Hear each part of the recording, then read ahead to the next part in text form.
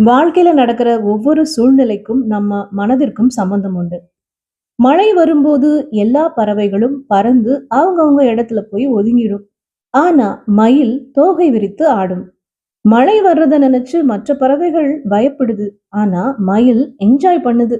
எந்த சூழ்நிலையிலும் நாம அடுத்தவங்கள குறை சொல்ல ஆரம்பிச்சோம்னா கடைசி வரைக்கும் குறை சொல்லிக்கிட்டே தான் இருப்போமே தவிர அந்த பிரச்சனையில இருந்து மீண்டு வர்றதுக்கு உண்டான வழி எல்லாம் தெரியாமலே போயிடும்.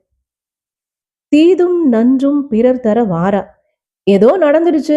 நெக்ஸ்ட் என்னன்னு பார்க்கணும். நடந்த தவற சரி செய்ய பார்க்கணும். ப்ளேம் பண்றதுனால எந்த யூஸும் இல்ல. ரொம்ப முக்கியமான ஒரு விஷயம். ப்ளேம் பண்றதுனால அவங்க மாறப் போறதும் கிடையாது. உங்கள்ல யாராவது அடுத்தவங்கள ப்ளேம் பண்றீங்களா? என்னோட லைஃப் நல்லா அமையல. எனக்கு நல்ல ஹஸ்பண்ட் அமையல. என் பெற்றோர் இந்த பையன கல்யாணம் பண்ணி வச்சு என்னோட வாழ்க்கையே கெடுத்துட்டாங்க. இவங்களால தான் என் வேலை போச்சு. இவங்களால தான் என் பணம் போச்சு. இவங்களால தான் என் மானம் போச்சு. இவங்களால தான் நான் இப்போ கஷ்டப்படுறேன்.